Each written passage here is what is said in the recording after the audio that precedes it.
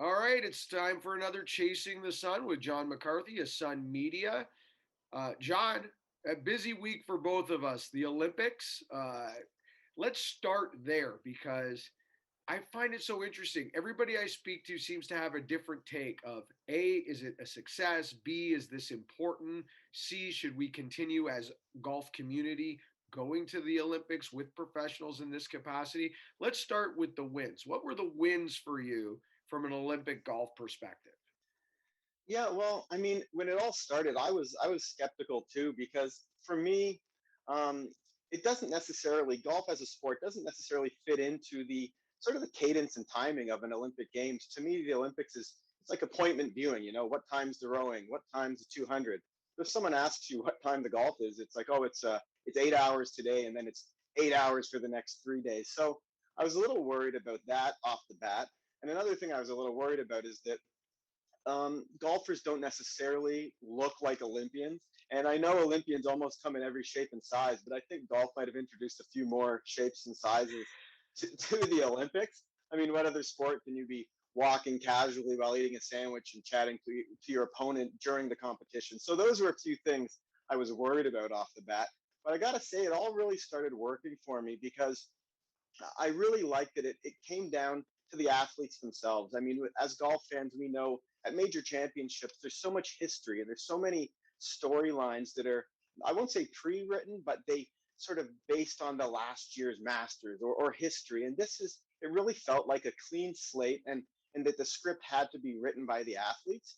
And to me, that is sort of what the Olympics is. The focus should be on the athletes. And I really think it was. I mean, we had a golf course. It's a 100-year-old golf course, but we didn't know much about it.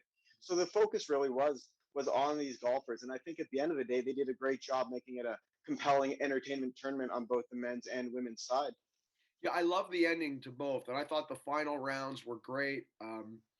For me, the challenges are still sometimes the hours that we're getting this content on this side of the world. And I know that's a North American perspective, but I'm with you with what you said right there off the top. Like the amount of hours and the amount of days that golf consumes the Olympic calendar, with really the only care and focus being in the last hour of the final round of men's and the last hour of the final round of women's. And I would love to see a way, John, where they could condense this format and combine the men and the women and get this into 4 days where we're handing out single medals, team medals, mixed with men and women, get it into a 4 day window. I don't know. For me, that would seem like A, it would fit the Olympic model better, and B, the more condensed time frame, I think golf would get more attention.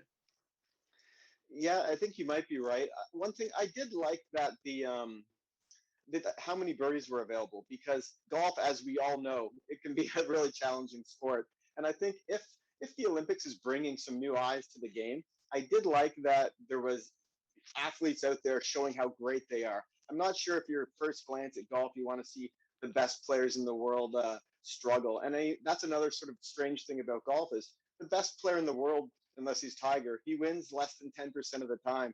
So that's another thing that I thought was going to be challenging for golf in the Olympics. But then we ended up with two great winners. I mean, Xander Schauffele has a great story with having his mother grow up in Japan and then his dad's Olympic dream fall, and then he sort of picks it up. So I love that.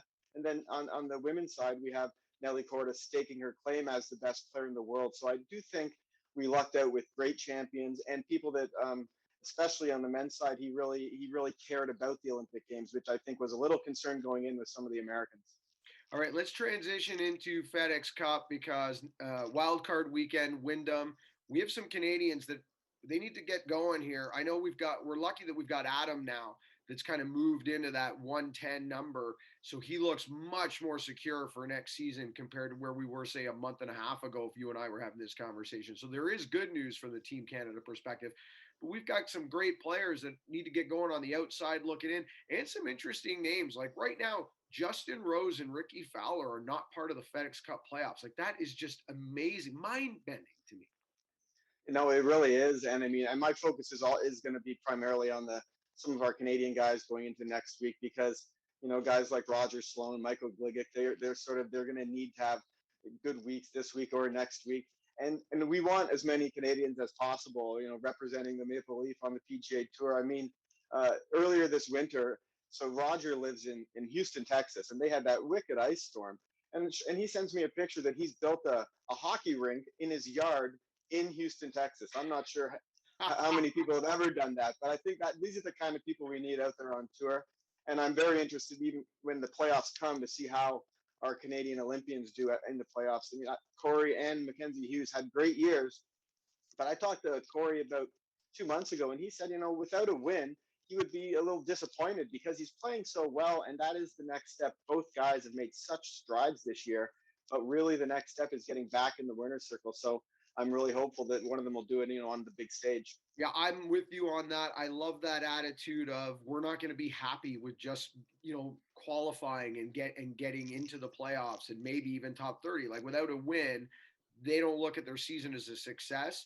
And that mindset, that mind frame, to your point, John, is like, to me, that's bang on. That means that's how, to me, you can't get to that next level that you and I are talking about if you're happy with, hey, I'm 70th, heading into the FedEx Cup. It doesn't work that way. Before we wrap, because, you and I can do an hour back and forth like this quite easily. Uh, Alexis Card, you spent some time with a special 10-year-old, and I love your take on this. Her eyes in the world of golf from the day she picked up a golf club for the decade that she has been on this planet and how she looks at the game of golf has changed so much to the sport that you and I grew up with. No, yeah. So it was before the Olympics. I had an opportunity to play with her. Golf Canada wasn't able to be at Augusta National in their normal numbers before the Masters when she won the 7 to 9 year old division of the drive, chip, and putt. So they wanted to sort of have a little celebration to give her a hug from Golf Canada. So I was there for that, and I got the chance to play with her. And I mean, obviously, it's amazing watching a 10-year-old girl hit 200-yard drives and chip and putt with such confidence. Like she's never known a bad chip or putt in her life. So that was wonderful.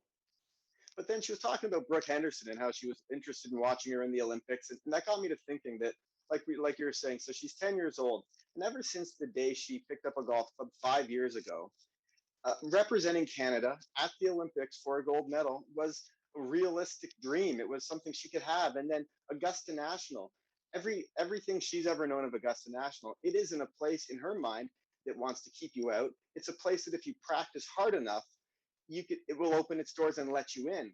And then guys like us, we sit here and we talk about ways to change the game and what has to be done and this and that. But I think change really happens when somebody new to it wakes up and they see a different reality than the one the generation before them saw. And that means change has already occurred.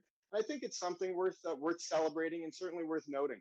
I think you're bang on. John, thanks so much for doing this. Looking forward to our next one. We got to get out and play some golf at some point before the summer's out. He is Jon McCarthy from Sun Media. You can follow him at Jon McCarthy Sun on Twitter. Read him in all Sun publications and online. John, thanks so much. Have a great day. Thanks, Mark.